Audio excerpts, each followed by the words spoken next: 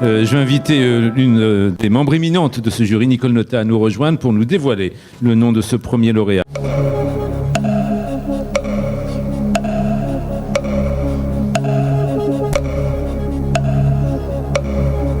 Suspense insoutenable. Chère Nicole Notat, nous vous écoutons. Le lauréat du prix Innovation RSE 2014 est Renault pour le projet Mobilise. J'invite donc notamment Claire Martin, directeur de la RSE et directeur de la Fondation Renault, et François Rouvier, directeur du pôle mobilité durable, à nous rejoindre. Bonsoir, chère madame.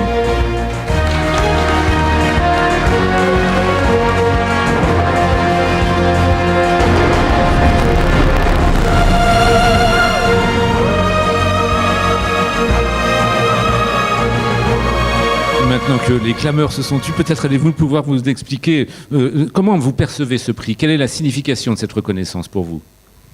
Claire Martin, pour commencer. Alors, bonsoir à toutes et à tous. D'abord dire merci et dire la joie et la fierté qu'on a tous ensemble, au nom à la fois de toutes les personnes de Renault et hors Renault, qui travaillent avec nous depuis 4 ans sur ce programme.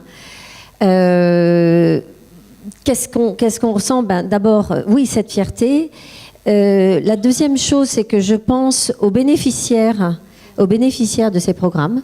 Vous l'avez dit, 700 personnes à ce jour pour un programme, certes, qui a été que j'ai initialisé en 2010, mais qui a vraiment démarré il y a 2 ans.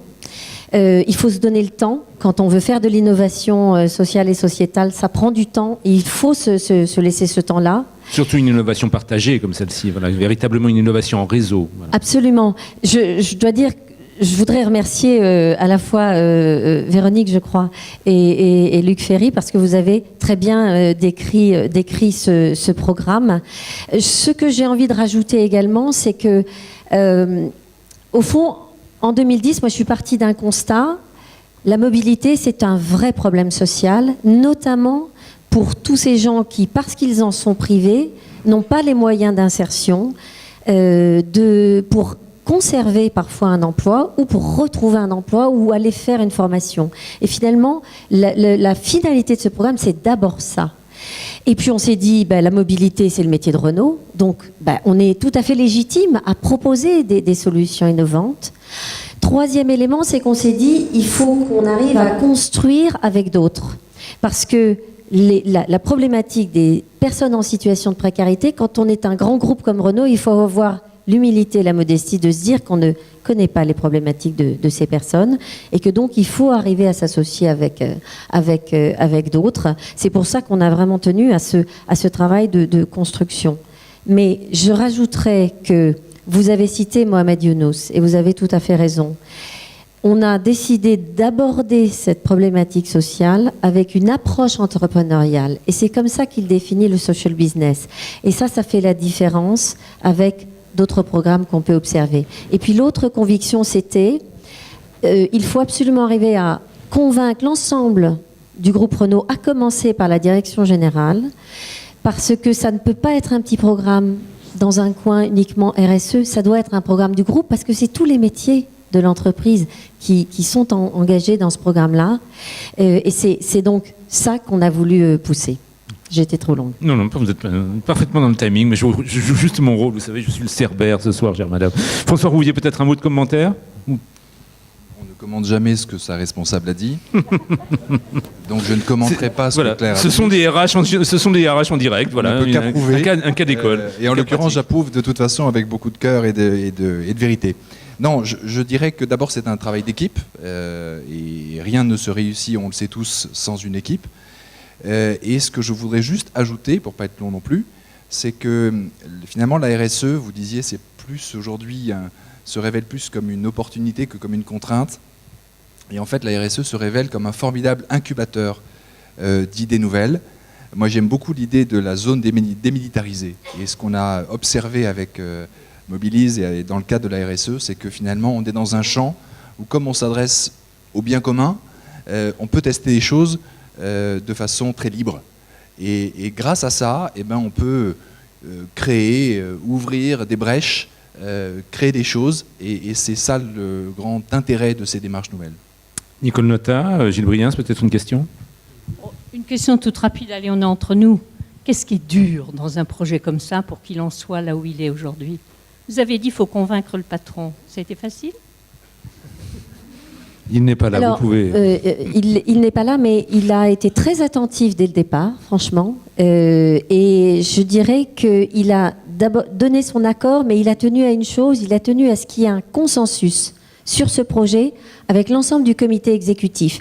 Et là, c'est là que c'était plus compliqué, parce que certains dans le comité exécutif étaient vraiment partants, trouvaient que ça faisait du sens. Et d'ailleurs, j'ai oublié un point, c'est qu'on a commencé ce programme en France. Et en général, les entreprises qui se lancent dans ce genre d'initiative le font plutôt en dehors de leur marché domestique. Donc c'était aussi un enjeu important. Donc certains métiers ne se sentaient pas très à l'aise avec ça. Et il m'a dit, Madame, vous pourrez lancer le projet quand vous aurez convaincu tout le monde.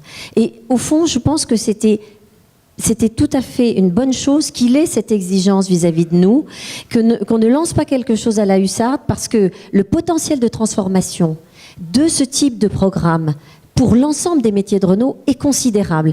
Et si on veut justement finalement bénéficier de tout ce potentiel de transformation, eh bien, il faut effectivement arriver à convaincre tout le monde. Et on continue au jour le jour à le faire.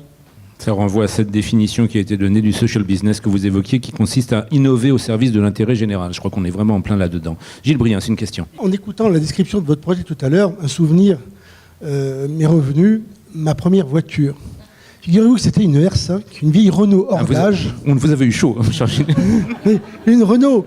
On voyait la lumière à travers les portes, on freinait avec les pieds, elle consommait 1 litre d'huile. Non, mais ça, c'était dans un autre temps, chère madame. Elle avait 200 000 km. Gilles, il faut que vous alliez au mondial ce soir, hein, sur le stand de Renault. Mais figurez-vous, vous allez comprendre pourquoi j'en parle. Elle n'est jamais tombée en panne, et j'en suis séparé les larmes à l'œil à 200 000 km. Donc pour moi, les Renault ne tombent pas en panne. Ce qui génère chez moi une question très précise et très technique, un réflexe d'avocat en droit social. Est-ce que vous acceptez toutes les marques dans vos garages solidaires? Et si quelqu'un vient vous voir avec, pourquoi pas, une Ford ou une autre voiture, est-ce que vous respectez le sacro-saint principe d'égalité de traitement et de non-discrimination? Voilà. Je crois que justement, on est en plein dans un système ouvert. François Rouvier, voilà. C'est une très bonne question de praticien. Des Renault, on l'a bien compris. Des Renault, qui ont parfois besoin quand même d'être entretenus, pas réparés, bien sûr. Donc, oui, on accepte, mais dans une certaine mesure. C'est-à-dire qu'en fait, on a une gamme chez Renault qui s'appelle Motrio, excusez-moi pour la partie publicitaire, qui est une gamme de pièces de rechange toutes marques. Et donc, on utilise ces pièces de rechange toutes marques pour pouvoir traiter 40% des réparations ou des services d'entretien toutes marques. Néanmoins, la question se pose pour, bien sûr, des réparations plus lourdes. Et donc, c'est peut-être ce qui nous proposera ou conduira un jour à ouvrir ce programme à d'autres constructeurs. Merci beaucoup, merci pour la clarté de ces réponses. Encore une fois, on vous avait promis une soirée où on serait au cœur de l'action et de l'innovation managériale.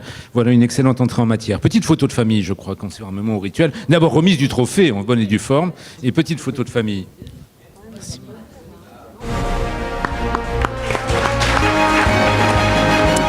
Merci à toutes et tous. Encore une fois, félicitations Claire Martin, François Rouvier, félicitations à transmettre à vos équipes.